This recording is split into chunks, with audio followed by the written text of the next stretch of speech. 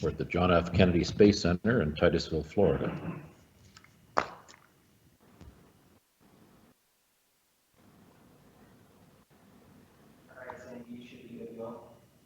Okay. All right, ladies and gentlemen at home, welcome to our second electronic town council meeting for the town of Orangeville. I wanted to read a couple of things to begin. So we've been trying to find a way to add public engagement into our meetings. And to this point, we have the following. For matters that are on the agenda and somebody wishes to speak to those agenda items, members of the public who have an interest in a matter listed on the agenda may, up until 4:30 p.m. on the day of a scheduled council meeting, 1, email questions or comments relating to the item to councilagenda@orangeville.ca, or the other option is to call Town Hall at 519-941-0440, extension 2223, and leave a voicemail stating your question or comment relating to an item on the agenda. For public question period, members of the public wishing to raise a question during the public period of the council meeting may also send an email to councilagenda@orangeville.ca up until 8 p.m. on the evening of the meeting. Or there will be the deputy clerks on standby to receive phone calls, again at 519-941-0440, extension 2223, between 7 and 8 p.m. on the evening of a council meeting. So at this moment, if there's somebody in the public that wishes to speak during public question period, they would have to do so through a question, and our deputy clerk is ready to receive by email or phone message your question. Town staff are currently exploring other options to facilitate electronic public question period. Updates regarding a process to facilitate electronic public question period will be provided as it becomes available. Every effort will be made to ensure that public comments or questions submitted within the designated times are noted during the meeting. Correspondence or emails submitted will be considered as public information and entered into the public record. So prior to 7 o'clock, Town Council had a closed meeting where we discussed a couple of matters. So now we are back into open, and we're going to start this off with the singing of our national anthem. We have a guest singer tonight, none other than Morgan Taylor, Councillor Taylor's daughter. Morgan Taylor is calling in from Sherwood Trails, and we're looking forward to Morgan singing our national anthem. Morgan, over to you. Hi, thank you. Okay. Oh, Canada, our home and native land, true patriot love in all our sons' command. With glowing hearts we see thee rise, the true north, strong and free. From far and wide, oh Canada, we stand on guard for thee. God keep our land glorious and free. Oh Canada, we stand on guard for thee. Oh Canada, we stand on guard for thee. Well done, Morgan. Thank you very much. Thank you. That's awesome. Thank you. All right, we also have our land acknowledgement. We'd like to acknowledge the traditional territory of the Anishinaabe people, including the Ojibwe, Potawatomi, and Odawa of the Three Fires Confederacy. So this meeting, of course, is being aired on public television and or streamed live and may be taped for later public broadcast or webcast. Your name, if you're taking part in this meeting, is part of the public record and will be included in the minutes of this meeting. So we have only one rise in report coming out of our closed session, and that is that a confidential verbal report from Ed Brennan, CAO, regarding personal matters about an identifiable individual, including municipal or local board employees and or labor relations and employee negotiations, specifically with respect to COVID-19, employees and public office holders, that it be received. May I have a motion to receive this? We need mute. Okay, Councillor Taylor, I can see. Seconded by? Deputy Mayor McIntosh has seconded this. Now I'm going to go back to roll call here. So if we could answer as I call your name. Let's go with Councillor Andrews. Yes. Councillor Sherwood. Here. Deputy Mayor McIntosh. Yes. Councillor Peters. Yes. Councillor Post. Yes. Councillor Taylor. Yes. Mayor Brown, yes. Next item on the agenda is the adoption of minutes of previous council meetings. We have a recommendation that the minutes of the following meetings are approved. That is the council minute meetings from the March 9th, 2020 council meeting, public meeting minutes of March the 9th, closed council meetings of minutes of March the 9th, and a special council meeting minutes of March 23rd, 2020. May I have a motion to approve these minutes? Councillor Sherwood, seconded by Councillor Taylor. I will call roll call again. Councillor Andrews. Yes. Councillor Sherwood. Yes. Deputy Mayor McIntosh. Yes. Councillor Peters. Yes. Councillor Post. Yes. Councillor Taylor. Yes. Mayor Brown, yes. So we have no presentations, petitions, or delegations. We do have staff reports starting with 12. This is the strategic plan progress report, CAO's report 2020-004, and that is that this report, strategic plan report, be received. May I have a motion to receive this report? Councillor Post. Councillor Post, seconded Councillor by Andrews. Councillor Andrews. Very good. Would anybody like to speak to this matter? Very Seeing quickly. none? I'm sorry? Very quickly, Your Honor. Okay, Councillor Andrews, go right ahead.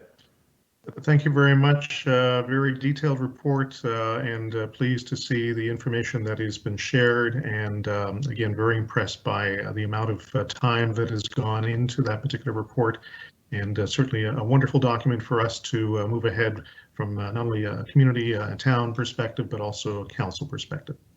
Right, agreed. And I happen to like the graphic design work too. I think it looks great. It's very pleasing to the eye, that particular report, and lots of good content there as well. Okay, so any other councillors wish to weigh in on commenting on this at all? I see none. So we'll do roll call again. Councillor Andrews. Yes. Councillor Sherwood. Yes. Deputy Mayor McIntosh. Yes. Councillor Peters. Yes. Councillor Post. Yes. Councillor Taylor. Yes. Mayor Brown, yes. Moving on to 12.2, this was council planning session report. And again, the report CAO 2020-03 be received, and that council approve the outcomes of the council strategic planning session as outlined in this report, which sets common priorities for the remainder of this term of council. May I have a motion to receive this and approve the outcomes of this strategic planning report? Councillor Andrews, seconded by Councillor Taylor. Okay, any councillors wish to comment on this report? Seeing none, I will do roll call again for this vote. Councillor Andrews. Yes. Councillor Sherwood. Yes. Deputy Mayor McIntosh. Yes. Councillor Peters. Yes. Councillor Post. Yes. Councillor Taylor. Yes. Mayor Mayor Brown, yes.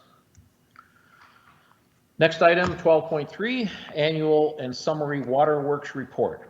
IS ENV 2020-006, recommendation that this report be received and that the summary report for the Orangeville drinking water system be received and that a copy of the summary report 2019 for the Orangeville drinking water system be forwarded to Credit Valley Conservation. May I have a motion to Peters. receive and Peters, seconded by Post. Post, Peters and Post. Any comment from councillors on this matter? Seeing none, we'll do roll call again, starting with Councillor Andrews. Yes. Councillor Sherwood. Yes. Deputy Mayor McIntosh. Yes. Councillor Peters. Yes. Councillor Post. Yes. Councillor Taylor. Yes. Mayor Brown, yes. Moving on to 12.4, Water Pollution Control Plant Annual Report. Recommendation that this report, IS ENV 2020-07, the 2019 Water Pollution Control Plant Annual Report be received. May I have a motion? I've got Deputy Mayor McIntosh and Councillor Andrews as a seconder. Any further comment from councillors? Seeing none, we'll do a roll call again. Councillor Andrews. Yes. Councillor Sherwood. Yes. Deputy Mayor McIntosh. Yes. Councillor Peters. Yes. Councillor Post. Yes. Councillor Taylor. Yes. Mayor Brown, yes. Thank you. 12.5, Annual Building Permit Report. Recommendations that report IS BLDG 2020-02, which is the 2019 Annual Building Permit Report, be received. We have a motion. Peters.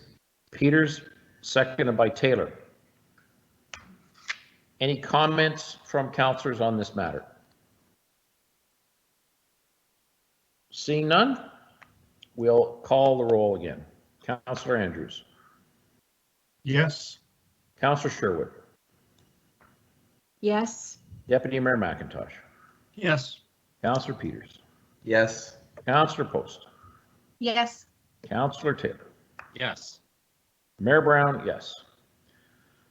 12.6, we have a report regarding rainbow crosswalks. I'm going to read the options. The first option is that the report, which is ISTD 2020-08, regarding rainbow crosswalks be received. The second option is that this report be received and that rainbow crosswalks be installed crossing Mill Street on the north side of Broadway and crossing Broadway on the west side of Wellington, and that $12,000 be transferred from the general capital reserve to the operating budget to cover the cost of the crosswalks. Option 3, that this report regarding rainbow crosswalks be received and that an allowance for rainbow crosswalks crossing Mill Street on the north side of Broadway and crossing Broadway on the west side of Wellington Street be included in the 2020 operating budget. Councillor Post, do you wish to speak to this matter? Yes, please. Thank you very much. I want to start off by thanking Mr. Jones and the team for a really wonderful and comprehensive report. And I'm really excited to have the ability and opportunity to bring rainbow crosswalks into our community. They're a wonderful sign of inclusivity and diversity, and they would be an absolutely welcome addition to our downtown core. Now, with that being said, though, we're in a time of uncertainty right now with COVID-19, and I don't feel that it's an appropriate time to add anything into our budget for 2020. I would like to make a motion to move option 3, which is that we make allowance for rainbow crosswalks at Mill Street and Broadway and at Wellington Street and Broadway in our 2021 budget. So that would be allocating $12,000 in 2021. I would be happy to move that motion. If there's any other comments, I'd love to hear what everybody has to say. Any seconder for that? I will I second have- that. Councillor Andrews, I saw his hand up first, and then we do have councillors wishing to weigh in on this. So let's start with Deputy Mayor McIntosh. Sir. Thank you. I was going to express the same feelings as Councillor Post. That's all I want to say, that I would recommend 3, just because, obviously with what's going on, but thank you very much. Great. And Councillor Peters. Yeah, thank you, Mr. Mayor. I also support option 3, but I had a question while we're at it. Through you to Mr. Jones. These are going in areas with paver stones essentially at these intersections, if I recall correctly. So just wondering what the maintenance schedule is on those. Are they being applied on top of the pavers, or are we actually replacing material in those areas, and what life cycle are we on? Because I'd hate to install it in 2021 to have it all ripped up in 2022, for example. Mr. Jones. Through you, Your Worship, to Councillor Peters. We will be applying them directly to the paving stones. However, the contractors that are familiar with these sorts of things that we spoke to recommended against using paint, that we would have to use a type of enhanced thermoplastic on top of the pavers that they have had success with. They expect, depending on the amount of traffic and so forth, that this sort of enhanced thermoplastic would last between 3 and 5 years. Very good. Okay, Councillor Andrews. There we go. I wanted to thank Councillor Post for her recommendation to look at option number 3, and the question that was posed by Councillor Peters has been answered by Mr. Jones, so we're fine. Thank you. Great. Councillor Sherwood, you wish to speak? Yes, Your Worship. I too will be supporting the motion on the floor for option 3 by Councillor Post. That's definitely one that I am in full support. I'm just wondering though, however, are we making the decision now or at budget time regarding which style we're to use? I believe we've been given 2 options, whether it be figure 1 or figure 2. So is that something we'll be through you to Mr. Jones dealing with that budget, or are you wanting to know now? Mr. Jones. Through you, Your Worship, to Councillor Sherwood. The costing that we did in the report assumed, and if you'll bear with me, I'm just going to go down to the figures to make sure I say the right one. The longitudinal rainbow crosswalk that was shown in figure 1, because there's not ladder style crosswalks at either of those intersections currently, we felt that that was the most appropriate. And that's what these costs are based on. However, if council was interested in the other one, we could certainly include those costs in the draft 2021 budget for council's consideration. But certainly we'd take your direction this evening with respect to which style you would prefer. Supplemental from Councillor Sherwood. Yes, Your Worship. So perhaps I'll put this on to Councillor Post. Were you also wanting that included in your motion, Councillor Post? May I Councillor comment, Post. Mr. Mayor? Oh, perfect. Yes. I was going to take the recommendation of staff, which was to do the longitudinal crosswalks, because I think that they're the most aesthetically pleasing for the downtown core, but they also fit in with the style of crosswalks that we have currently. Well, I've got the floor. If I could, I just wanted to let council know as well that as of today, Celebrate Your Awesome for 2020 has been postponed. We hope to have it going back in for 2021. Fingers crossed that everything is good with COVID-19. So the only thing that I might consider adding to the motion is to have the installation being done ahead of the next Celebrate Your Awesome in 2021. If that's necessary. If not necessary, I'm fine with it moving forward as it is. Well, I want to weigh in here because I think we've also got our large sidewalk project. Mr. Jones, would our sidewalk project and this project are they intertwined, or do we need to think about both of them as we move forward? Mr. Jones. Your worship, the two of them aren't intertwined. The replacement of the boulevard bricks is confined to the boulevard areas, whereas these crosswalks would be crossing the roads themselves.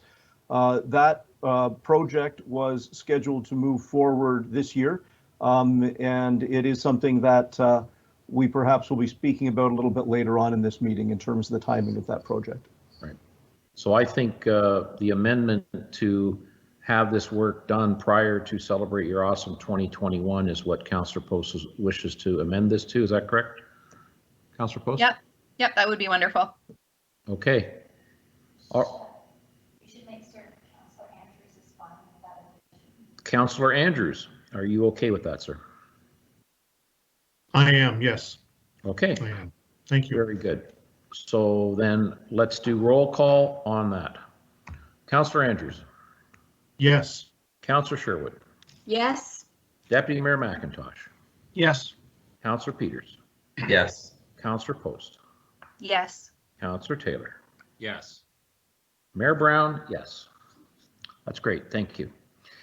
All right, 12.7, we have an item here. It's a demolition of an accessory structure on a listed non-designated heritage property. The recommendation that this report, ISPL 2020-010 regarding 6 William Street, be received and the council not oppose the issuance of a demolition permit for the accessory garage structure on the property.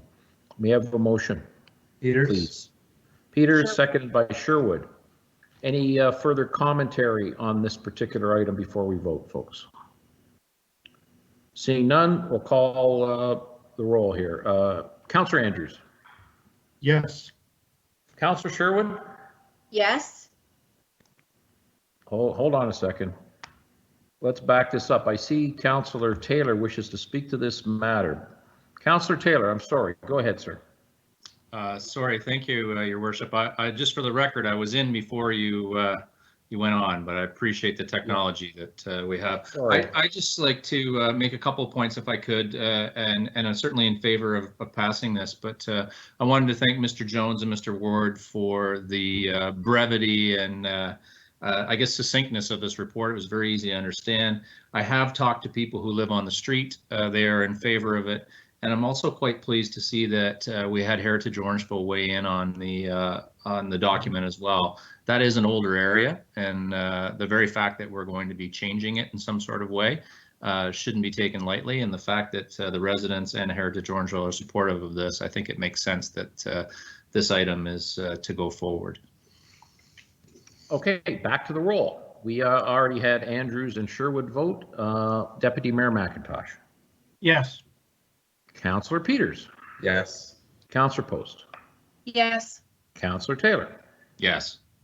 Mayor Brown, yes. We have another item here, 12.8, heritage permit application for chimney restorations and roof repairs at the county courthouse building at 51 Zina Street. Recommendation that report ISPL 2020-011, the heritage permit application, be received, and that the heritage permit application for 51 Zina Street be approved. May I have a motion?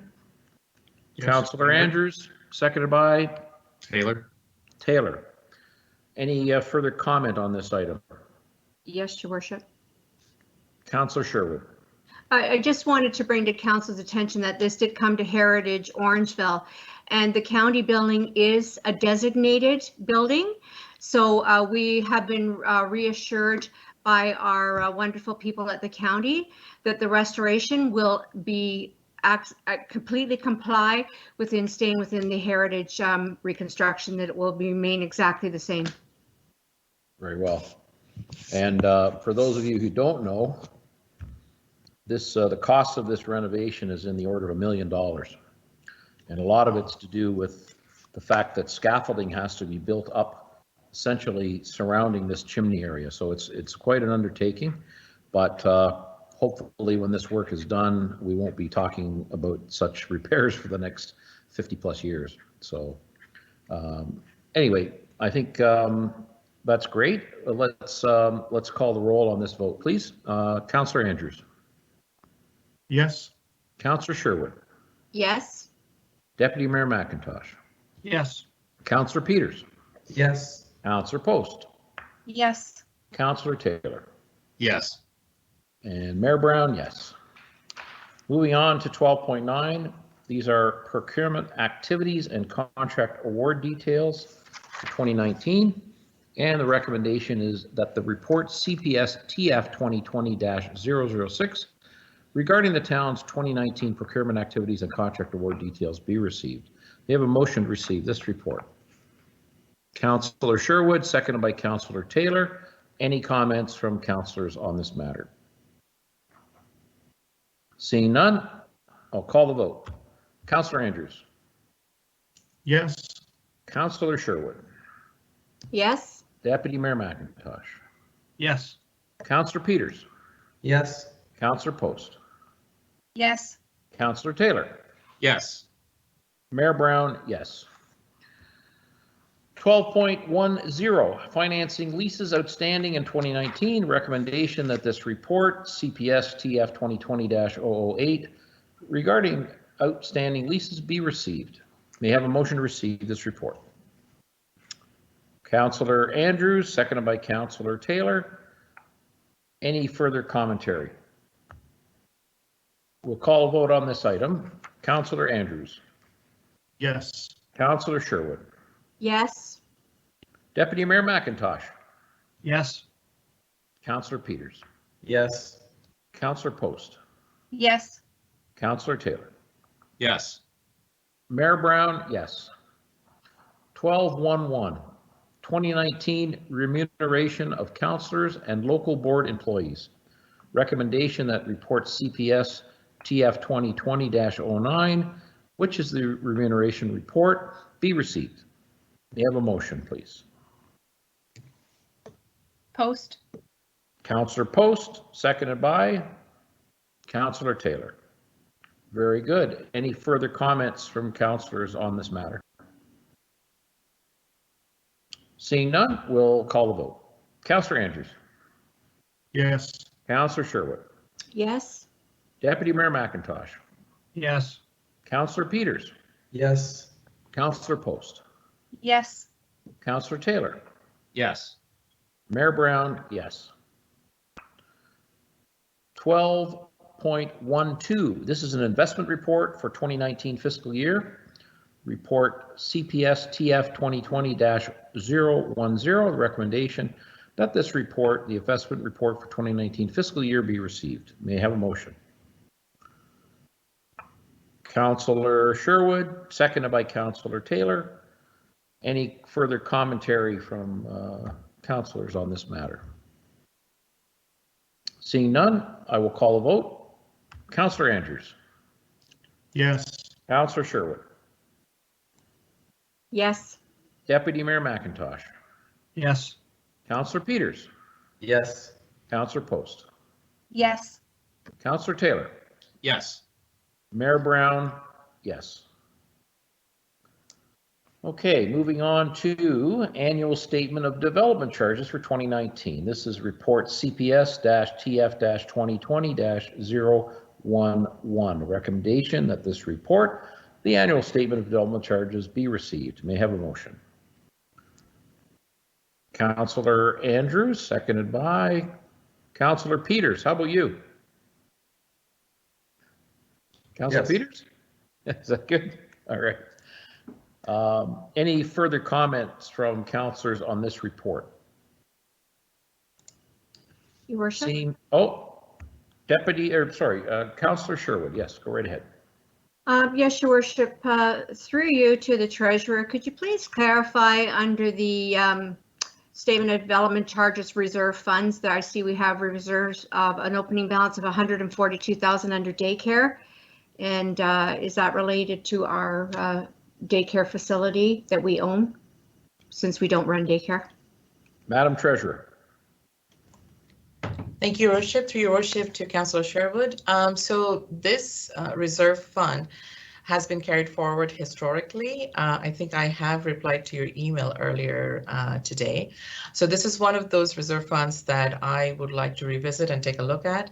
I believe this is something that the county is probably looking after right now. So I would like to get in touch with the county and figure out where this is heading. But in terms of the impact of this reserve fund, like I said, we have carried forward this reserve historically. And I do agree with you, we do not run a daycare center. So However, secondary question, go ahead, Your Councillor. Worship. So we own the building. What I'm wondering is, are we able to transfer that to, instead of say be for daycare, that it be transferred into the building fund since we're the owners of the building? That's where I think I was hoping we could go with that. And that's what I'm trying to, so before I can provide you further information, I would like to look into the history of it. Why was this reserve fund set up? Is there something that I need to coordinate with the county? And further to that, just to find some historical background on it, I can definitely report back to council on a future council meeting. Thank you very much. Right, and as I understand from our discussions on Gene Hamlin back earlier this year, that Mr. Osmond had planned some renovations to the building prior to having a tenant move in. Mr. Osmond, could you comment? Do you have a cost of what renovations you're planning to do at Gene Hamlin? Mr. Osmond? Your Worship, thank you. You're correct. When we take the building back, when the county concluded their daycare operation, which will be late June, notwithstanding the events that's ongoing. When we take the building back over, the county will be doing some work to the roof structure itself, putting new membrane on the roof. When we move into the building in July, we will have to do some cosmetic work as well as some equipment changes. Some of the plumbing work and kitchen area going to be redone. We will have some costs involved with that. We haven't got a final number at this point until we get in and get a good look at the building. But you're correct. We will have to do some minor upgrades.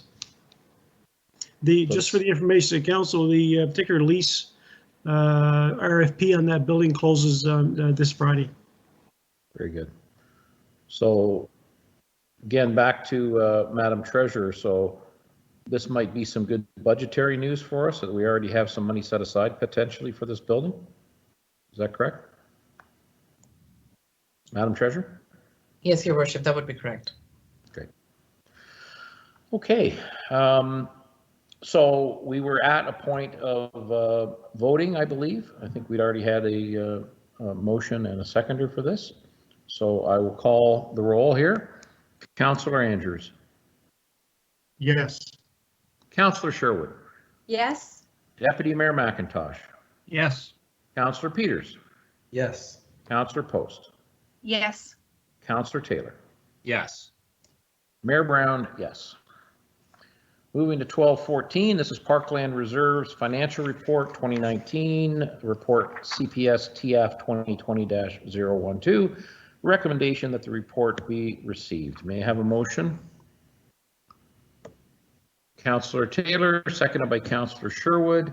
Any further comments on this item? Seeing and hearing none, we will vote on this. Councillor Andrews. Yes. Councillor Sherwood. Yes. Deputy Mayor McIntosh. Yes. Councillor Peters. Yes. Councillor Post. Yes. Councillor Taylor. Yes. Mayor Brown, yes. By the way, I just want to interject for a second here. I was talking to the town clerk about this roll call method that we're implementing during our electronic meetings. If at any time a councillor wishes to have a recorded vote, you must make that statement if you wish to have specifically a special recorded vote. So although we are calling these votes out one by one, this is not an official recorded vote until a councillor requests an official recorded vote, just to clarify that matter. 1215, signed variance application. This is from 203-1892 Ontario Inc. Regarding, I'm sorry, let me get to it here, regarding 226 Broadway, and that council grant a variance to sign bylaw 28-2013 is amended to permit a canopy sign located at 226 Broadway with a sign area on the north side of 18.99 square meters, conditional upon obtaining a sign permit, and that the sign variance fee of $200 be waived. Deputy Mayor McIntosh, you'd like to weigh in here, sir? Go right ahead. Thank you, Your Worship. I don't know who can answer this, but why are we waiving the variance fee? I was just curious. Madam Clerk. Yes, with respect to this particular application, there was a previous variance application that was approved by council. And at that time, we didn't detect the need for a further variance. And as a result of that, staff are recommending that the fee be waived. Thank you very much.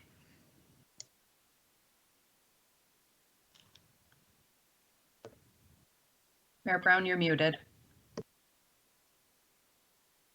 Okay. Sorry, folks, I did mute myself because when Madam Clerk and I are in the same room, which we are at this moment, we have a lot of echo, so I muted myself while she was speaking. Any further comments or questions from councillors on this matter? Peters, I'll move. Peters has moved, seconded by? Post. Post. Moved by Peters, seconded by Post. I'll now call on councillors to vote here. Councillor Andrews. Yes. Councillor Sherwood. Yes. Deputy Mayor McIntosh. Yes. Councillor Peters. Yes. Councillor Post. Yes. Councillor Taylor. Yes. Mayor Brown, yes. Moving on to 12.16, this is a verbal report from Ed Brennan regarding 2020 capital expenditures and update. The recommendation that the verbal report from Mr. Brennan regarding 2020 capital expenditures be received.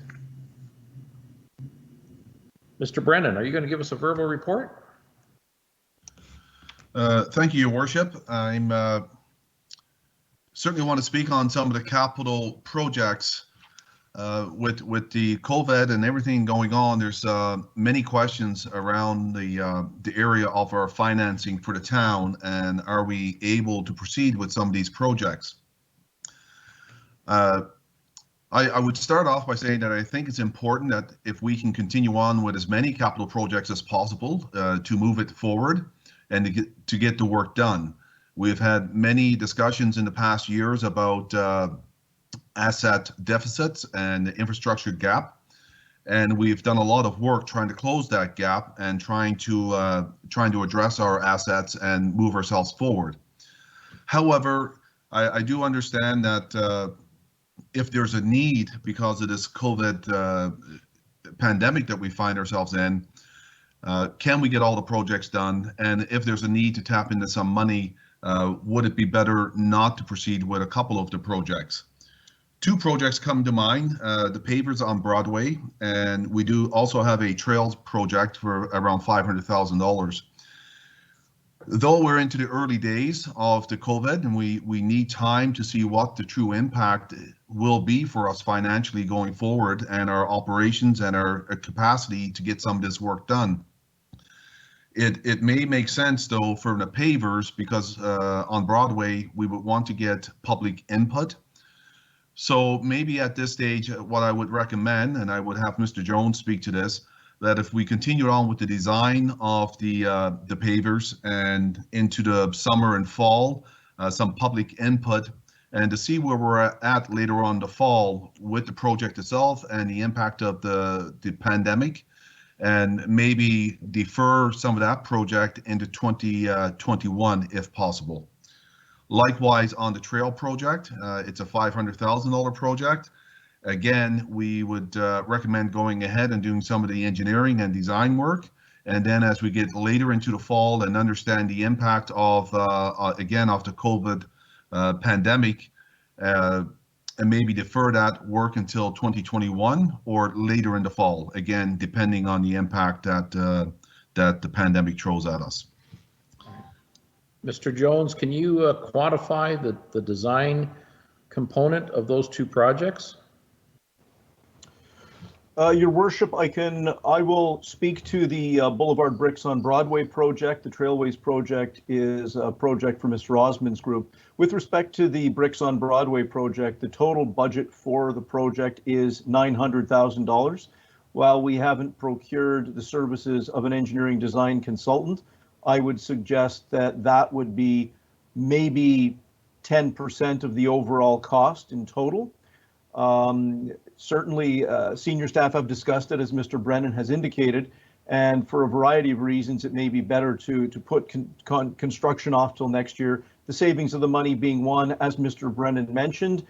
We also want to undertake public consultation on this, get the BIA's ability to weigh in on this.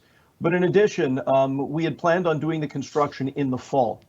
Typically, we would do the construction in the fall on Broadway because through the summer, of course, we have a number of events. If this emergency ends soon enough, there may be a desire for one or more of these events to take place in the fall, and we certainly wouldn't want to be doing anything to get in the way of that. In addition, many of the businesses on Broadway are currently closed. And if they do reopen in the fall, I think the last thing we would want to do is to inconvenience them with moving ahead with construction. For all these reasons, I do think it makes more sense to move forward with the construction of that project next year. And as Mr. Brennan has indicated, perhaps move forward with the engineering part of it in 2020, and then work to get public consultation through the fall and plan on moving toward construction in 2021. Right. Mr. Osmond, could you weigh in on the trail project? And again, specifically, if you could quantify the design and engineering component of that project. Mr. Osmond. Thank you, Mayor Brown.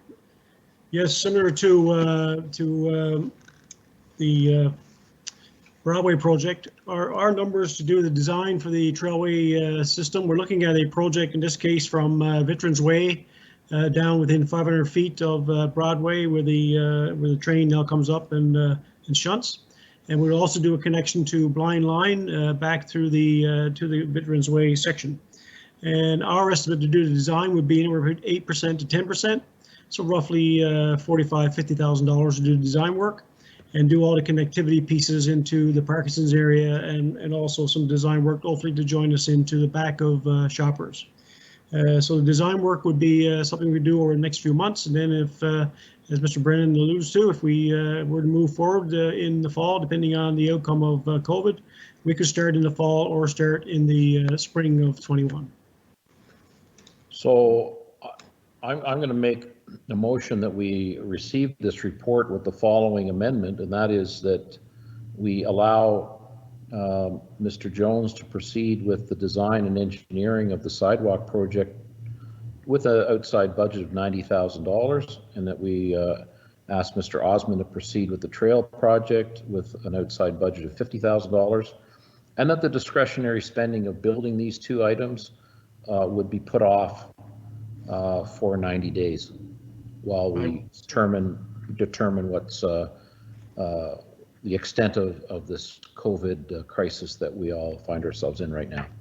So I'd like to hear from other councillors right now. Councillor Andrews and then Councillor Taylor. Councillor Andrews, go right ahead, sir. Thank you very much, Your Worship. I will certainly second your motion, but I do have some comments and just a question too as well. And again, the three gentlemen, Mr. Brennan, Mr. Jones, and Mr. Osmond, thank you very much for your understanding and candidness of the situation we find ourselves in, and especially when it comes to capital projects. I think that we have to have some sensitivity and understanding that things like this have to be delayed, but I also appreciate the Mayor's motion to put forth the opportunity for Mr. Jones and Mr. Osmond to move ahead with some of the activities that can be done.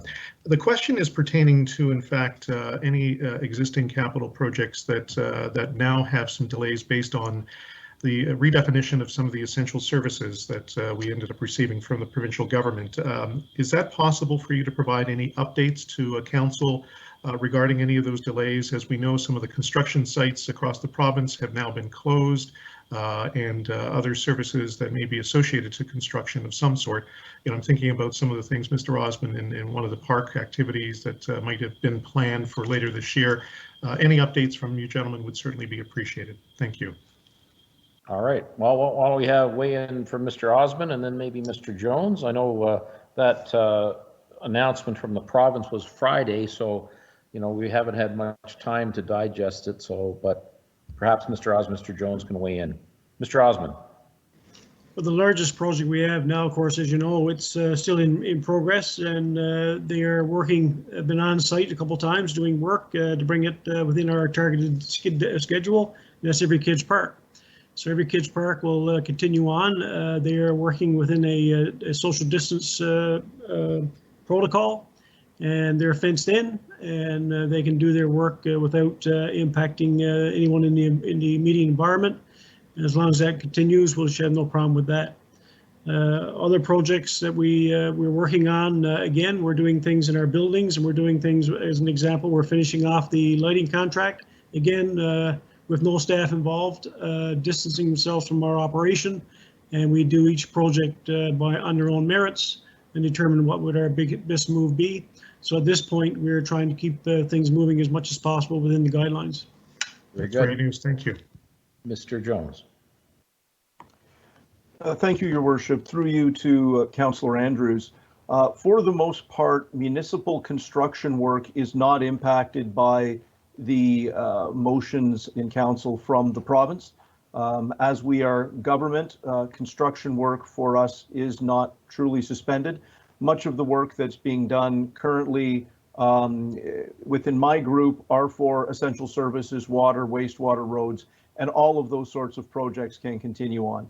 We do have some construction work currently going on at the water pollution control plant, and that work is continuing. As Mr. Osmond indicated, there are, of course, enhanced health and safety measures in place for the contractors. Obviously we're trying to do everything we can to ensure that safety is maintained. Now, not to put you on the spot, Mr. Jones, but these projects are funded by provincial grants sometimes, they're funded by development charges, and they're also funded by tax levy. Do you have any sense of a breakdown between those three funding sources? Your Worship, are you talking about a specific project or a capital program? Just maybe a thought about where the percentages break down on an annual basis on funding for projects from year to year. Do you have any sense, or is that too nebulous a question? I think that I would defer that question to the treasurer. She may have a better handle on exactly how that breaks down. I know that within my group, of course, our water and our wastewater projects are funded from development charges or from water and wastewater rates, whereas the roads type work would be from either development charges or tax dollars. But overall, in terms of percentages for the town's budget, I would defer to the treasurer. Okay. Again, I think it's unfair to ask that detail, but perhaps, Madam Treasurer, if we could think about maybe preparing a report on 2020 spending on capital, and maybe if you could give us a breakdown for next council meeting. I think councillors would appreciate knowing where the money's coming from. I think I've already had some residents reach out to me asking about discretionary spending and about, are we halting spending in light of this crisis that we're under? Some of these projects are funded by the provincial government. The money's already earmarked, and really without a change to the Municipal Act, I don't believe the money can be used elsewhere. And I think that's the same with respect to development charges. So I think if we could have a report from staff maybe for next meeting to get into the nitty-gritty a little bit more, I think that would be a good item for next meeting. Now, we do have Councillor Taylor and Councillor Sherwood wish to speak. Councillor Taylor, over to you, sir. Yes, thank you, Your Worship. I'd like to thank Mr. Jones and Mr. Osmond. I think that's exactly spot on, the approach that we should be taking, and keeping up with the preparation work and being ready for these projects, in my mind, will be absolutely key. As someone who followed the 08-09 crisis, the last economic crisis, when we came out of that, the whole piece was, can you have projects shovel ready? And if you could, you were given kind of a line in the queue, would be the way I describe it. Mr. Jones, you probably have more experience than I do with that, but if you had shovel-ready projects, you were ready to go. And there could be, and this is complete conjecture on my part, but there could be new sources of revenue that we may be able to tap into from the federal and or provincial government as we go forward. So it would be my wish that we kept as many of these projects bubbling and percolating and being ready to be acted on. And it might be in the end better for the Orangeville taxpayer if we did that. So I applaud you gentlemen both, and I hope with everything that we're doing we can think of that coming out of this, it's going to be the federal government and provincial government that will be providing further incentives, is my prediction, and I'd like to make sure that we can be able to act on those. So thank you both. Very good. Councillor Sherwood. Yes, Your Worship. Being the council member on the BIA, I'm going to maybe speak a little out of turn on their behalf, but I'm sure with the majority of the businesses closed, they would much rather see that sidewalk project moving forward, and definitely that would be less disruption of their businesses if this can be moved forward. So I believe your motion was to indicate to go ahead with the engineering and design and that put the project next year. However, I'm not really sure if this project could move forward, and if this does continue on months and months, I would think that the BIA would be very much hopeful that we could get this going sooner rather than later if businesses have to remain closed for several months. However, maybe Mr. Jones could let me know. He may or may not know. This may not fall under essential services, so possibly the construction may not be going forward because it's not on the list. But we are going to have a meeting with our BIA later on this week, and I would like to be able to give them a bit of an update if we could. Councillor Sherwood, I just wanted to weigh in. I believe my amendment to receiving this report was to allow town staff to move forward with $90,000 in expense on design for the sidewalk project, $50,000 on the trail project, and that any further release of funds be held for a 90-day period. We can shorten that. We could say 60, but I think I didn't suggest pushing it till next year. I think we need to revisit it maybe in 2 to 3 months from now when we have a better handle on the extent of the COVID problem. So okay, at this point, it's 90 days that I wished, and I think that makes sense. That would take us into end of June type of area. We'll probably have a much deeper understanding of the economic impact of this problem at that point. So if any other councillors weigh in, Councillor Post. Yes, thank you very much, Mr. Mayor. I'm supportive of your motion, the way that it's worded as well, where we're deferring the project for 90 days to start with. The one thing that my concern is that these capital projects are capital projects that still need to happen. So the last thing that I want to see happen is for us to defer them now only to see a major tax increase happen in 2 or 3 years from now in order to try and keep up with some of these infrastructure pieces. So that would be my one comment, is that putting them on hold right now I think is a good idea, but I think we need to be prepared of what that's going to look like if we need to defer them. And perhaps it's a good question for one of the town staff, and I'm not sure who it might be, that is there a strategy in mind right now as you're looking at some of these capital projects to move forward some of the planning that had been done for the upcoming even 5-year framework?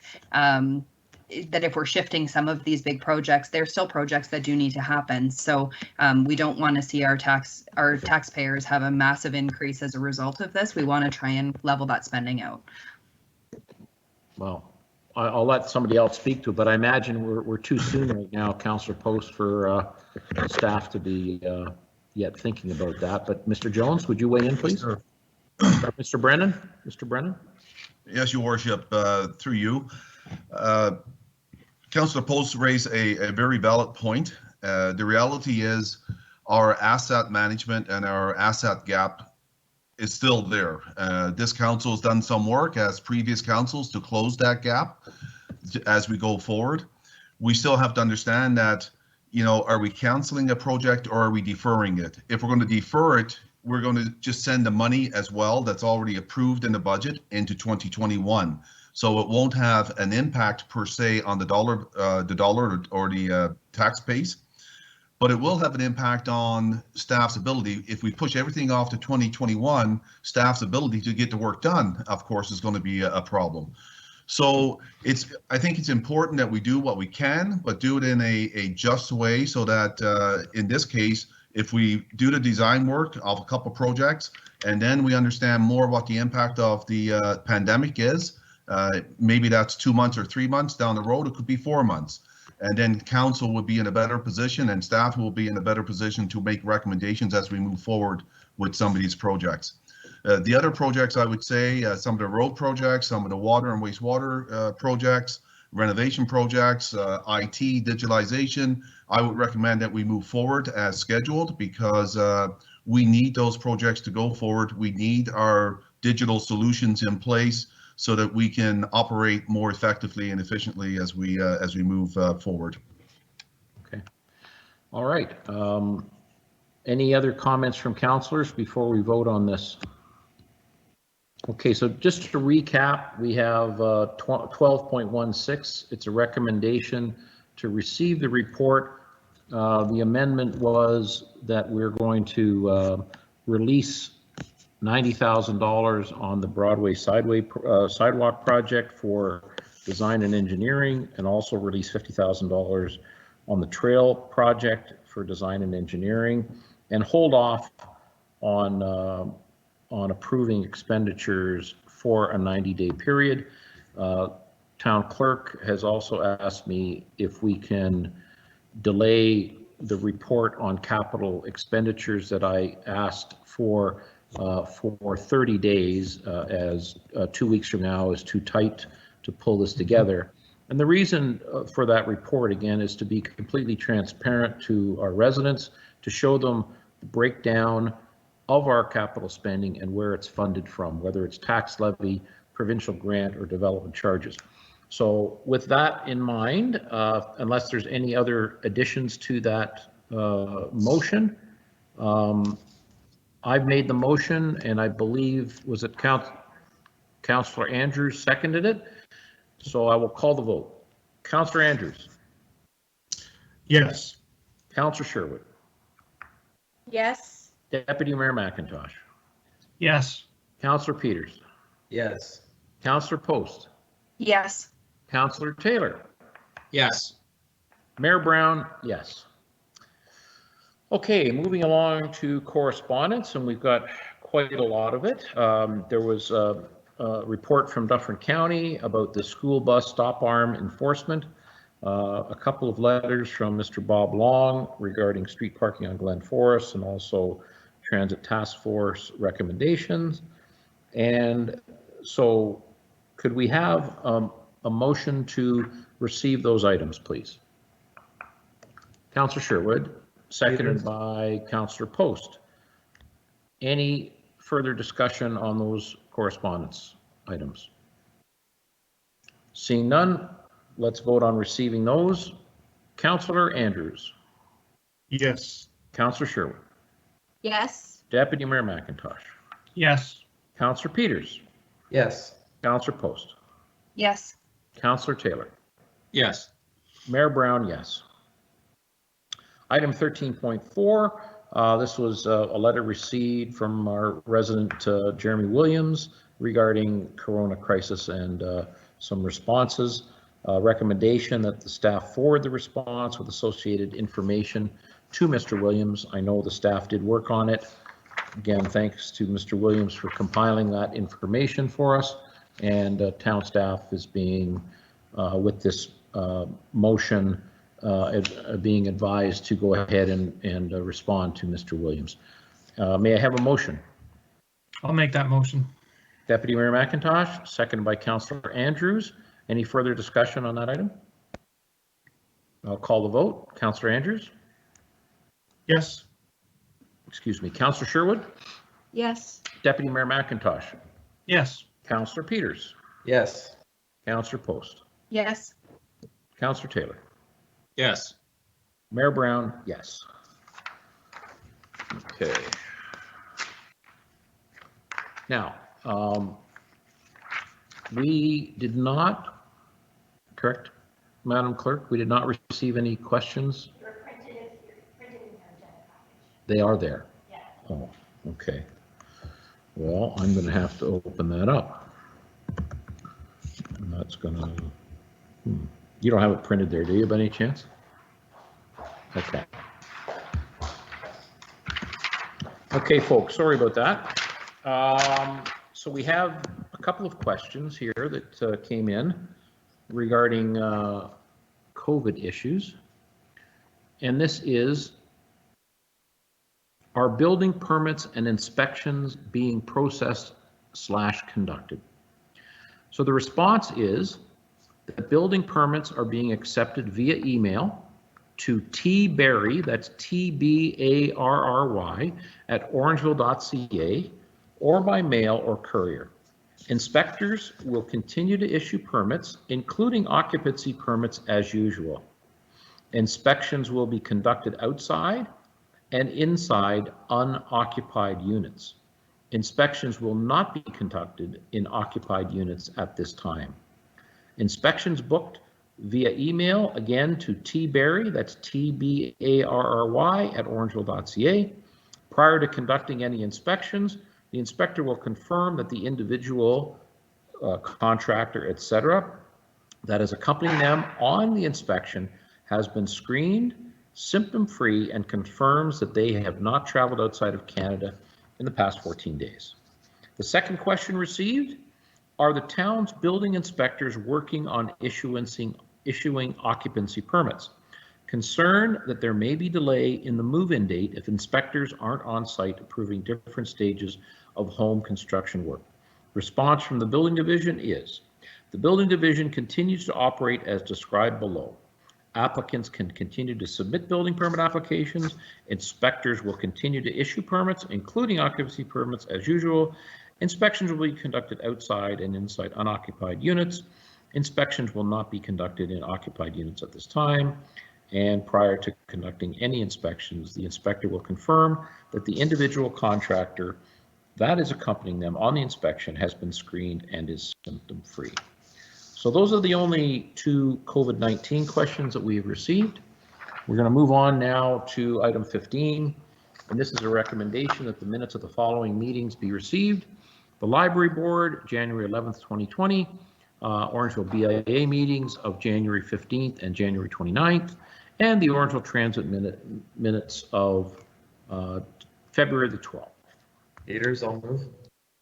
Okay, Peters is moved, seconded by? Post. Thank you. Councillor Sherwood, you would like to speak to this matter? Go ahead. Yes, Your Worship. I'd like to have it reflected in the minutes, please, that I was in attendance to the Transit Committee. I was at that meeting as a councillor rep from the BIA on the February 12th meeting. Okay, very good. So let's, we can make that amendment to this motion. Then Councillor Peters, are you good with that?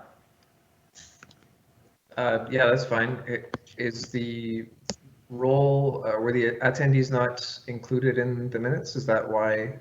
That's right. Councillor Sherwood was not counted in attendance at that meeting as a BIA rep to the Transit Committee meeting, so she wishes to be included in the role there.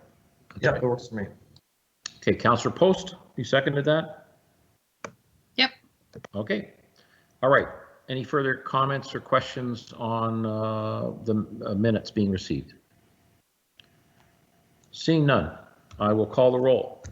Councillor Andrews. Yes. Councillor Sherwood. Yes. Deputy Mayor McIntosh. Yes. Councillor Peters. Yes. Councillor Post. Yes. Councillor Taylor. Yes. Mayor Brown. Yes. Okay. Notice of motion prior to meeting. So,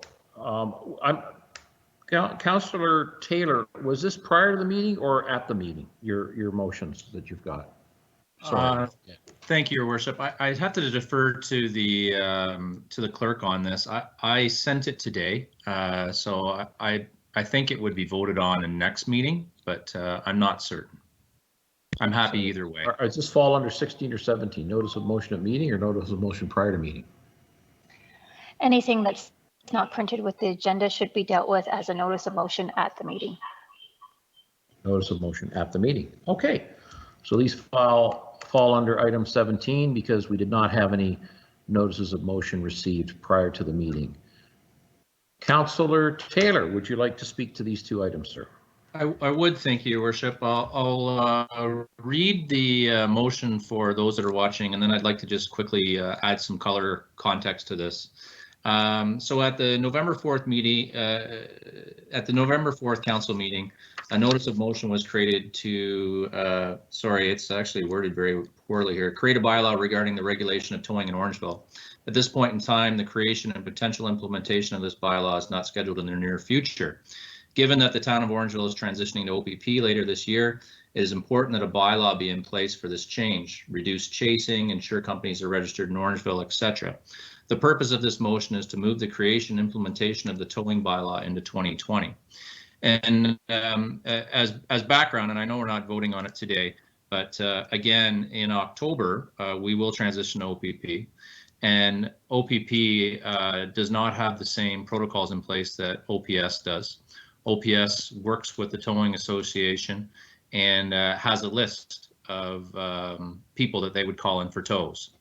What that does is it prevents chaos at the scene and chasing for a tow. And if you've ever been on a scene, it can be quite chaotic and in some cases aggressive.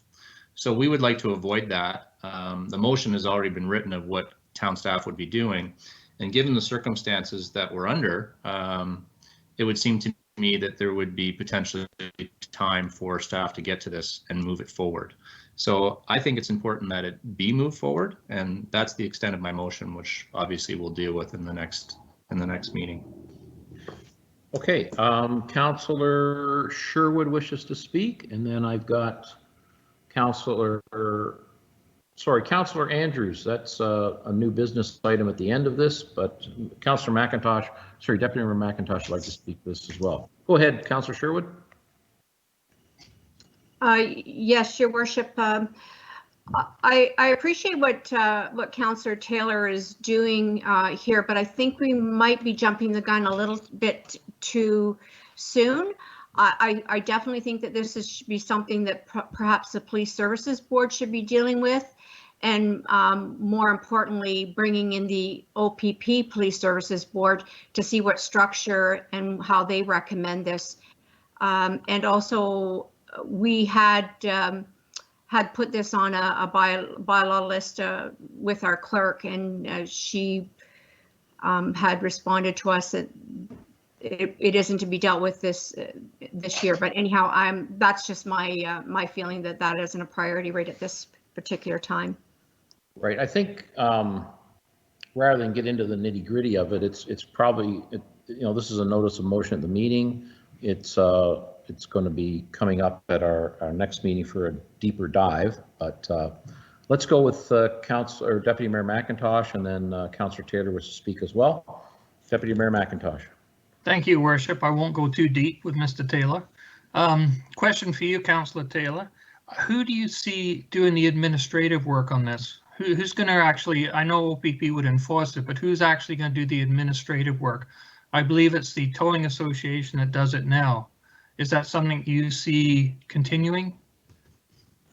That's how I see it. Yes, thank you, Deputy Mayor. It would need to have some sort of controls in place, and it's not necessarily the county or the Police Services Board that would implement that. I think it really needs to be a town of Orangeville solution that is enforced through a bylaw, and formalized. Whereas right now it would be, well, I shouldn't say right now. Post October, it would be a little bit of a free for all, which in our small town, I'm not necessarily comfortable with. Okay, I know Councillor Sherwood did mention about the Police Service Board, and I do concur with her. I think the Police Service Board can provide, with consultation with the police force policies that the police agency, whatever that might be, can follow. That's what's happened to this point.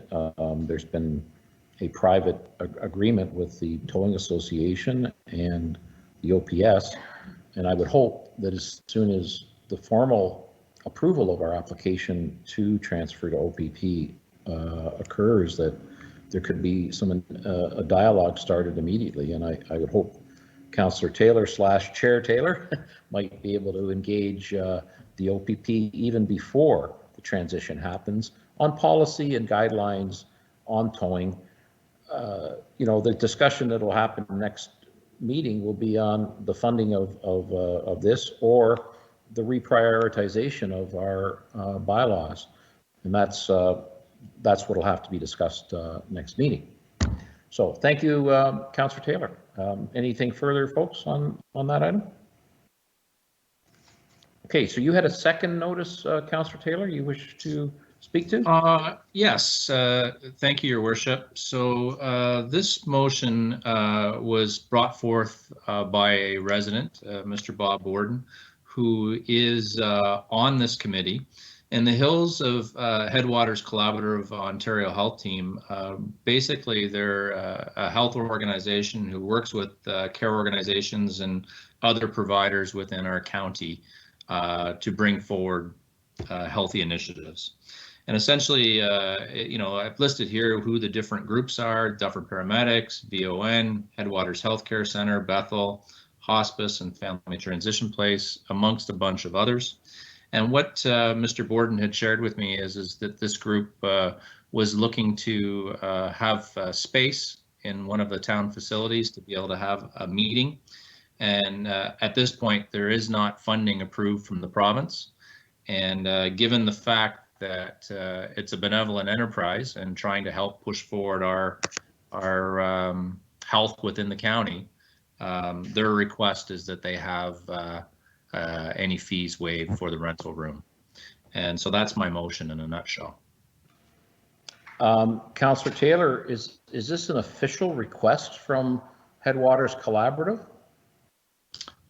We did have a meeting, yes, where I was asked to bring this forward. I do not have an official letter. I guess in the next 2 weeks I could get one. You had a meeting with who? Mr. Borden. Oh, okay, but I'm asking you, does the Collaborative Board of Directors, are they asking us for this? Mr. Borden, it's a good way to frame it up, Mr. Brown. Mr. Borden was speaking on their behalf. However, between now and the next meeting, I'll ask for an official letter. Okay. I know that this is a wonderful organization, and it's putting under an umbrella Headwaters Hospital, organizations like DCAFs, the paramedics, I think probably Dufferin County with respect to social services, and it's really a group that is going to look at the physical and mental well-being of residents in our area. Is that correct, Mr. Taylor? That is correct. Yeah, it's very succinct. Right. So I guess my concern about the motion, the way it was laid out, was all of those organizations have meeting rooms. I've been in the boardroom at the hospitals. I'm sure you have. It's beautiful. There are meeting rooms in many other places, and without getting an official request from the board of the HCIA, I would prefer to just defer this until we receive that request. And it was an open-ended request, essentially to the end of their mandate, which, this could be 20, 30, 40, 50 years. So I'm a little reluctant personally to support something which is a provincial responsibility and without knowing more about it. So anyway, I guess we'll dig into it again deeper at our next meeting. Your Worship, I yes. think that's very fair. I appreciate your comments. I'll work to formalize things and bring it back to council. Excellent. So does that mean you want to hold on this at this moment? Or do you still want to? I'd like to, if I could, I'd like to leave it on the agenda, and I will withdraw if need be prior to our next meeting. Okay, I have sorry, Deputy Mayor McIntosh, did you wish to speak to this, sir? No, I do not. Okay, I think I've got Councillor Peters wishes to speak to this. Councillor Peters? I'll actually hold my comments for next meeting, but thank you. Very good. Okay, so that is that with respect to those two motions at meeting. We'll be talking to them, and Councillor Taylor will have an opportunity to amend them as he feels is after his investigation. So thank you, Councillor Taylor. Under new business, Councillor Andrews, you wish to speak to new business, and after that, Councillor Peters. Go ahead, Councillor Andrews. Thank you very much, Your Worship. I have 2 points that I wanted to share under new business, one of which is with the EDC, which is the Economic Development Committee, or office under the leadership of Ruth Phillips, and who reports through to Mr. Osmond. The importance of this particular comment is based, of course, on the new norm that we're all facing in our community. And again, I wanted to commend the staff that have really led at various levels. As Your Worship, you're very much aware of the town hall that was held on the 25th of March, and subsequently you held also a follow-up with some of the other members of the community on the 30th. The town hall that was held on the 25th really was the first of additional messaging that is going out to the business community that is certainly being impacted by the COVID-19 pandemic. At this point, the EDC has also circulated what is known as the COVID-19 Business Impact Survey, which in fact was supposed to be completed, not the survey results, but those that wanted to participate in the survey, they had till 4 p.m. This afternoon. That has been extended until tomorrow morning for any last minute participants that may be watching, of course, our council meeting this evening. So far, 183 surveys have been provided by a variety of business owners within the community. That includes some of the small as well as medium and large operators. But we're hoping to have some information, possibly preliminary information at our next council meeting. We're working with Ms. Phillips and her team, looking to get some results. I have also spoken very casually to BDAC members, not formally, but informally with some of their operations. And again, they have also expressed some of their concerns, but also they have expressed their gratitude to town council and town staff for being forward with the information that has been provided on the town website. And subsequently, through your leadership, Your Worship, we also have some coffee chats coming up that, in fact, this particular Wednesday will be highlighting an opportunity for Councillor Sherwood and myself and a few others to talk a little bit about some of the things that are certainly coming down the pipeline, especially from an essential services perspective. We've had, again, that gray area that we spoke about at the previous meeting on the town hall on the 25th. So I encourage our business community certainly to reach out. We understand the impact, or at least superficially, to be as candid as I can only understand the impact. We really don't know what the long-term impact will be for some of those operators. We certainly hope that we can weather the storm and support you as best we can, and we still are doing so with the various businesses that remain open. The other point that I wanted to highlight is, in fact, I guess a motion, or at least a request that Councillor Taylor and also Councillor Post had put forth, and we had approved this, which was a notification to County Council regarding the opportunity for doubling up on our garbage. And I'm wondering if you or the Deputy Mayor might be able to provide us with some clarity on that, which is, according to the app that is provided by the County of Dufferin, it is only for the weeks of April, I should say March 30th and April 6th. And if I do recall, our particular letter to the county was for a 90-day period, and that was also at the request of Councillor Taylor and Councillor Post. So I'm wondering if, has that been altered to only accommodate for 2 weeks, or are we still looking at the period of time that had been requested by council? Councillor Andrews, we have not had a Dufferin County Council meeting. Okay, so there we go. That will happen this week. and that issue will be debated and discussed. I would expect there would be an extension requested. Certainly myself or Deputy Mayor McIntosh will likely make an amendment if it is only a 4-week period here. So yeah, we'll take that to County Council, and I'm sure there's lots of agreement from our rural neighbors and the town of Shelburne as well. That would be greatly appreciated. I know that a number of the residents have reached out to, no doubt, many other members of council, and I think that with the nice weather that we've had, many, of course, have been doing a variety of issues, spring cleaning at home, but also with the fact that people are, in fact, working at home and have accumulated a little more garbage than the norm. That's all I have to report at this point. Great. Thank you. Thank you for making mention of our coffee chats. I know last Friday we had CEO of the library, Darla Fraser, Lisa Post, myself. Who else was in on that one? Deputy Mayor. Lisa Post and Deputy Mayor was in that. That's right. So that was a good one. We talked about the offerings that the library has online to keep students, children, and any family members busy with the online offerings that the town library system has, which are remarkable.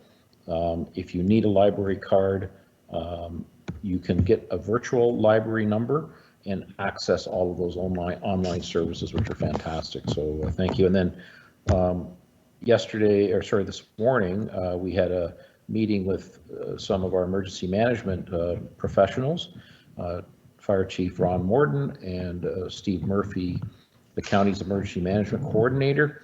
It was an interesting discussion. Councillor Peters and Councillor Taylor were on board for that one, and some good information was put out there. So these coffee chats are available on the town's YouTube channel. We also put a lot of information out, some other videos of just background information, and I think that both the town and the county, the federal government and the provincial government have copious amounts of information about COVID health issues and financial support at all levels. So please refer to that. Moving along on new business, Councillor Peters, you have some new business, sir. Yes, thank you, Mr. Mayor. I'll be brief, and this will come as no surprise, but obviously in the current situation, the tree planting event scheduled for April 25th, as well as the Earth Week activities for the week of April 20th, will have to be put on hold. I don't want to say delayed till next year. I think those activities are still very worthwhile for the community.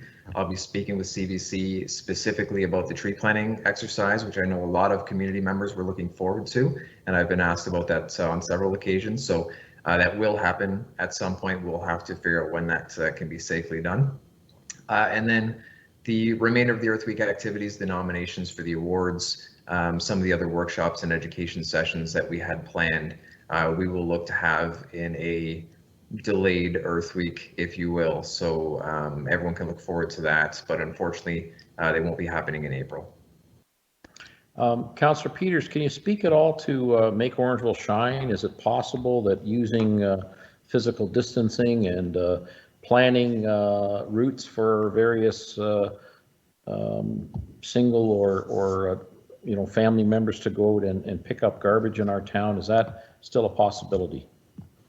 I have started the discussion with the Rotary Club, who hosts that event, which was originally planned for May 2nd of this year. That would obviously not happen in its typical arrangement with a gathering place and a barbecue and all of that kind of good fun. So I will try and provide an update through town communications as well as online for that event to see what we can pull off still while keeping the health and safety of the community at as a paramount item.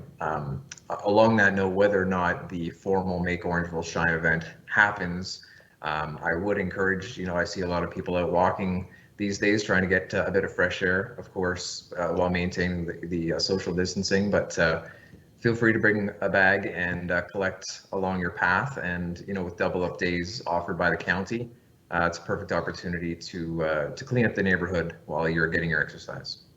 All right. Very good. Thank you. Councillor Taylor, new business, sir. Yes, thank you, Your Worship.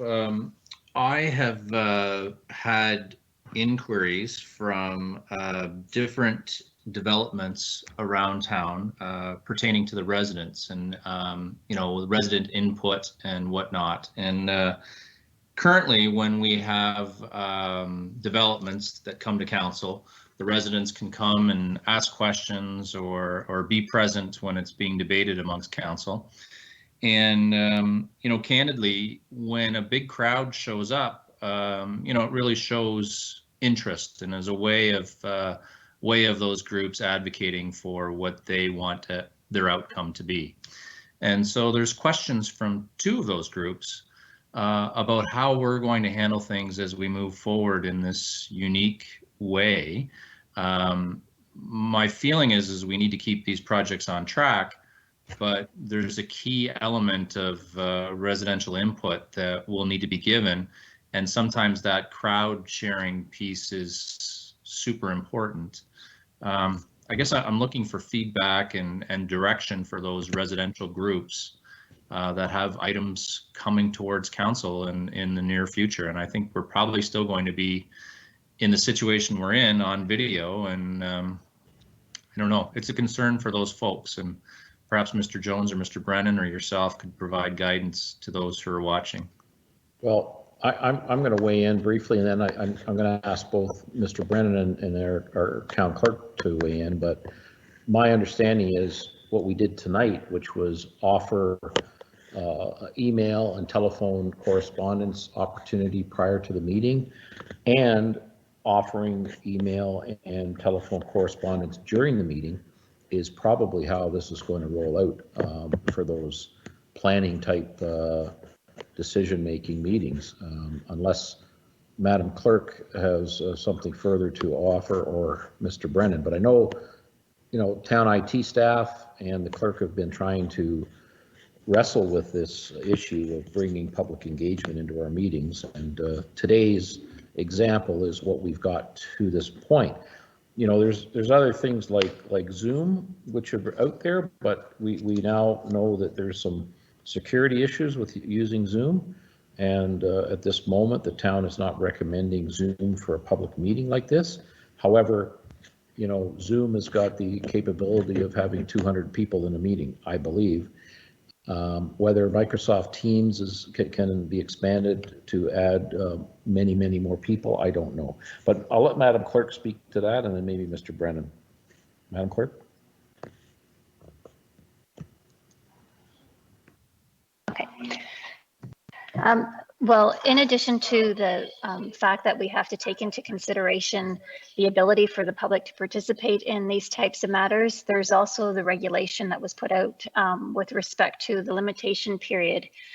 So when we're dealing with any of our planning applications, we have to take into consideration it's actually Regulation 7320 that was issued that sets aside the actual proceedings with these types of matters and the limits that are established perhaps in the Planning Act that deal with any person's right to appeal with respect to notice. So in addition to, I'll say it again, we have to consider the public's ability to participate, number one, because that's a very good point that Councillor Taylor raised, because typically people would be used to coming out and sitting in our chambers and having the opportunity to delegate to council directly. And we have to look at how we, number one, can facilitate that from a technological point of view, but we also have the legislative component to deal with. And right now, that's what the entire municipal sector is looking at, the ability to deal with those technological challenges and ensuring that we engage the public, at the same time being mindful that the community is going through a very difficult time, and these issues will not necessarily be top of mind for them. And where they ordinarily would participate, they may not participate at this given point in time. Then we also have the legalities of Regulation 7320, which at this time does not give us the ability to move these applications forward. One other thing, I've been thinking about this too, Councillor Taylor, is it possible that maybe 2 delegates from a special interest group might be able to join us in our session? Again, something to be discussed with town clerk, but we've got as I look at my computer screen right now, we've got in the order of 15 people in this meeting right now.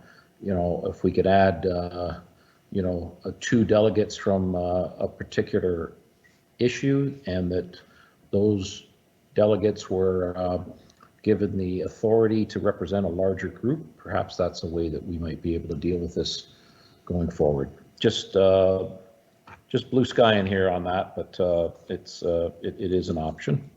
Mr. Brennan, do you have anything you wish to add into this discussion at all?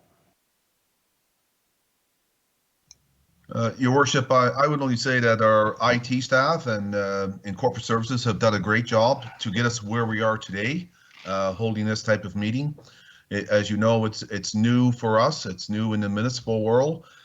There's many factors to consider as we move forward, but we will be looking at many solutions and working with other municipalities to bring forward the solutions that may work. So we'll keep working at it, and hopefully we'll have solutions or better solutions to address these concerns in the near future. Thank you. Okay, I've got Deputy Mayor McIntosh wishes to speak on new business. Deputy Mayor.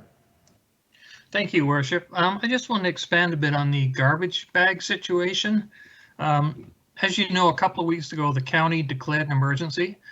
At that time, the warden, he decided on the recommendation from Sonia Pritchett that was the way it was going to be as far as garbage pickup. Again, it was taken out of the hands of council once the emergency was declared. So the warden is actually the one that decided the amount of pickups and stuff like this on the advice of the CEO of the county. So just for clarification on that, it wasn't a council decision and probably won't be at this time. Right. Very good. Thank you.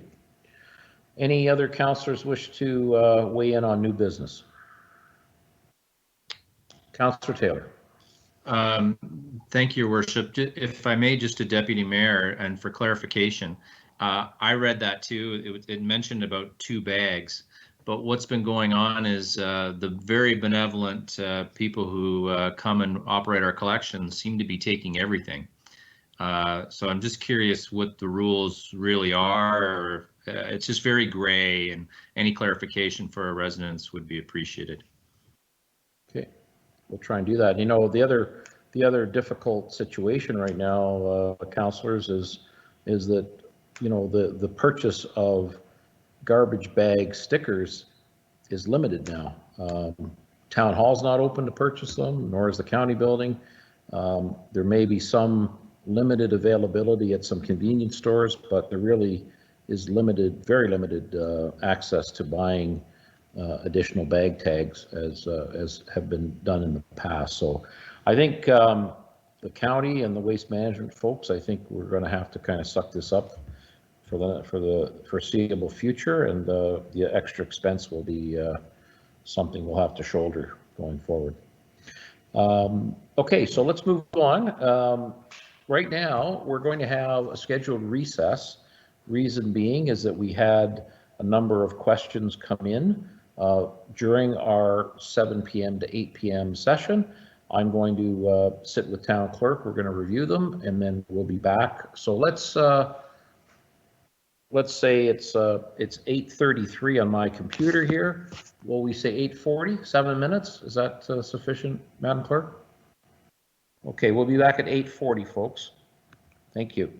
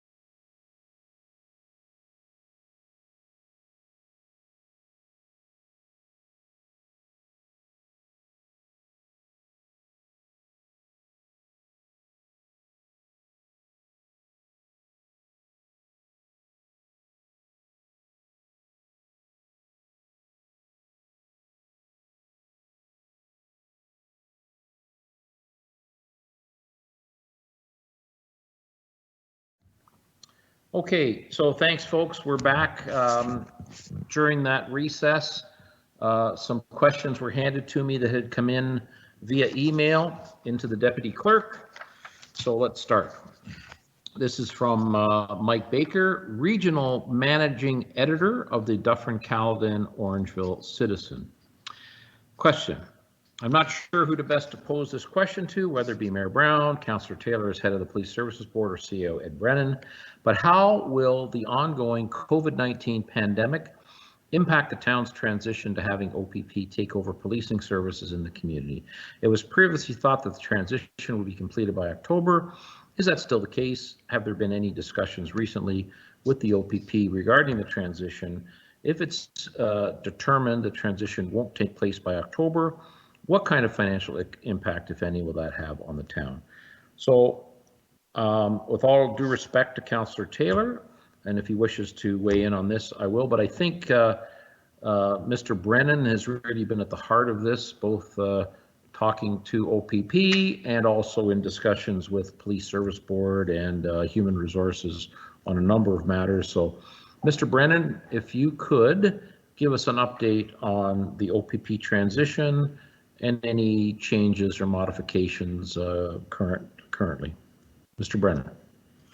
Your Worship, through you, the town continues to meet and speak with OPP on a regular basis. We have a weekly meeting to oversee the transition.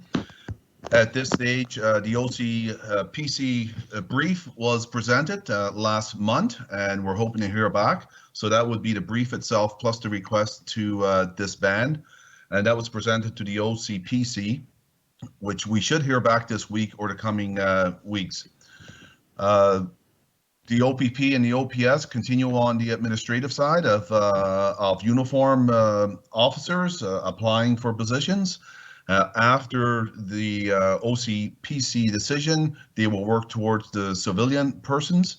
We are still on target. Well, let me back up there first. We are still working on the design of the police services building and some of the renovations that has to be done. Mr. Osmond is leading the engineers on that side. So we are still working with our colleagues at OPS, and I must say full support from them, as there has been full support from the Police Services Board in this transition. We are still on target for October 1st. And we, at this stage, don't see any problems with that transition date. Okay, very good. I'm going to move on now to question 2. This is from Noel Ramsey at 15 Feed Street, Orangeville. Good evening, Council. Could you please provide an update on the transition from OPS to the OPP? So, of course, these questions came in via email, and those parties didn't know. So, Mr. Ramsey, I think Mr. Brennan gave a full explanation there. Hope that satisfies you, Mr. Ramsey. Question 3, again from Mr. Ramsey. We have recently noticed a number of situations where there are social gatherings in public, as well as private spaces where social distancing is still not being adhered to. With the current direction given by the provincial government and the seriousness of the situation where we are in with COVID-19 virus, will the OPS be enforcing social distancing that has been recommended? Are they on patrol looking for such violations? I'm going to make a quick statement, then I'm going to ask Councillor Taylor to weigh in. I know he's been in discussions with certainly the Deputy Chief recently.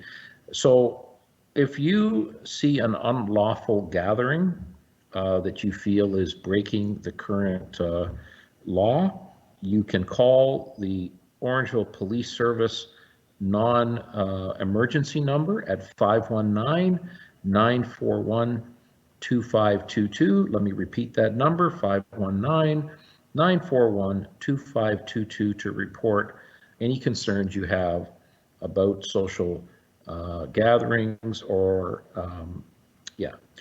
Councillor Taylor, did you want to add anything to that, sir? First of all, my great gratitude to you, Mayor Brown, for having the phone number at your fingertips. I was searching for that frantically as the question was coming up, but Yeah, folks, this is a really serious thing. The fine is $750, and then there's a victim surcharge of $130 tacked onto that. So you're looking at $880 out of your pocket. The police did lay a fine late last week, and will be doing so if necessary moving forward as well. So all of us need to be behaving responsibly and not putting each other at jeopardy. The police do not want to lay these fines, but they will. Right. Very good.